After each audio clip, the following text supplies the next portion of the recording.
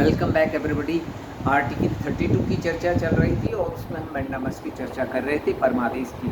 But जैसे कि मैंने हर बार कहा है कि अगर आप करंट से जोड़ के नहीं पढ़ रहे हैं चीज़ों को तो आपकी तैयारी अधूरी है। आप उसको लेटेस्ट डेवलपमेंट से जोड़िए। ई गवर्नेंस के युग में, इलेक्ट्रॉनिक गवर्नेंस के युग में मैंडामस का क्या उपयोग है कि नहीं है, ये आपको पढ़ के जाना है। क्योंकि आप 20 साल 30 साल पुरानी किताबों का पढ़ करके जाएंगे तो उस उत्तर में जीवंतता का भाव होगा, लिविंगनेस का भाव होगा।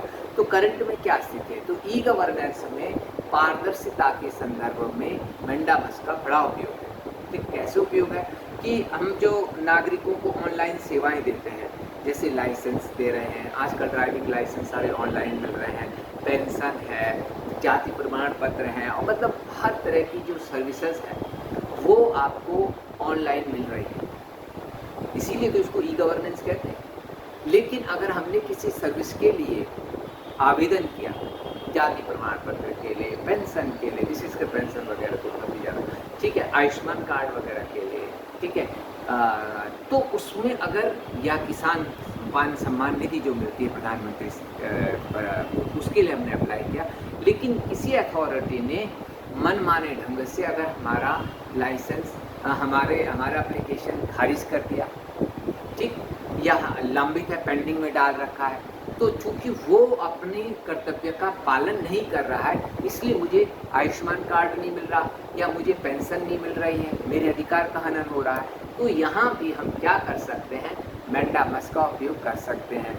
और मैंडामस का उपयोग करके वो जो सरकारी अधिकारी है जो पेंशन देने के लिए अधिकृत है या जाति प्रमाण पत्र जारी करने के लिए अधिकृत है या आपका और जो भी पब्लिक सर्विसेज है, ठीक है, आजकल तो बहुत सारे स्टेट्स ने, बहुत सारी सरकारों ने right to public service act भी पारित किए हैं और बहुत सारी राज्य सरकारों ने सिटीजन चार्टर्स भी जारी किए हैं। अगर सिटीजन चार्टर में लिखा है कि 15 डेज़ के अंतर्गत आपको बिजली का कनेक्शन या पानी का कनेक्शन मिल जाएगा और आपको नहीं मिल रहा है, तो फिर यहाँ भी क्या कर सकते हैं, मैंडामस का उपयोग कर सकते हैं। तो इसलिए अब ई गवर्नेंस के युग में मैंडामस जैसी रिट का महत्व और भी अधिक बढ़ गया है, ठीक है, क्योंकि अब जो गवर्नेंस है वो ई गवर्नेंस है, डिजिटल गवर्नेंस है। इसमें सरकारी कर्मचारियों को उत्तरदायी बनाने के लिए हम, ठीक, और ऑनलाइन क्या हो सकती है, ये कोर्ट भी इसको क्या कर देते हैं, ऑनलाइन मान लेते हैं, ठीक।